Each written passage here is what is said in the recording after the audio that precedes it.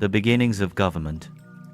Every human institution had a beginning, and civil government is a product of progressive evolution, just as much as our marriage, industry, and religion.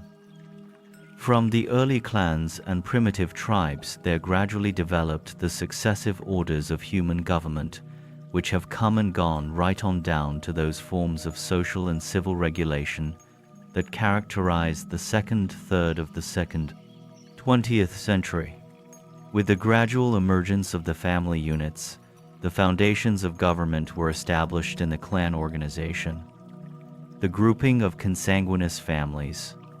The first real governmental body was the Council of the Elders. This regulative group was composed of old men who had distinguished themselves in some efficient manner. Wisdom and experience were early appreciated even by barbaric man, and there ensued a long age of the domination of the elders. This reign of the oligarchy of age gradually grew into the patriarchal idea. In the early Council of the Elders, there resided the potential of all governmental functions, executive, legislative, and judicial. When the council interpreted the current mores, it was a court. When establishing new modes of social usage, it was a legislature. To the extent that such decrees and enactments were enforced, it was the executive. The chairman of the council was one of the forerunners of the later tribal chief. Some tribes had female councils, and from time to time many tribes had women rulers. Certain tribes of the Red Man preserved the teaching of Onamonalontan in following the unanimous rule of the Council of Seven.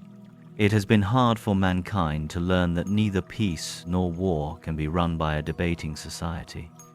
The primitive palavers were seldom useful.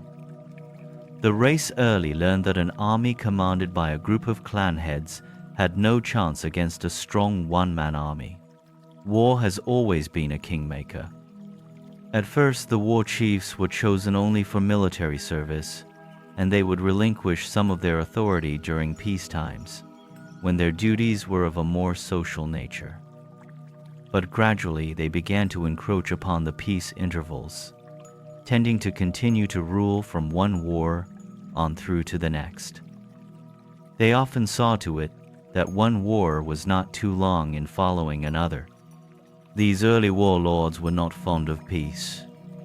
In later times, some chiefs were chosen for other than military service, being selected because of unusual physique or outstanding personal abilities.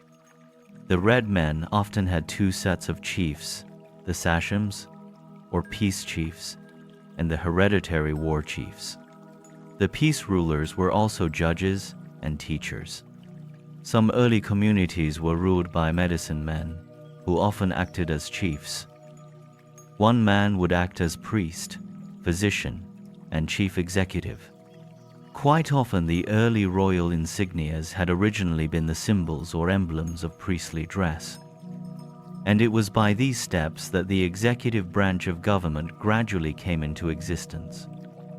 The clan and tribal councils continued in an advisory capacity and as forerunners of the later appearing legislative and judicial branches.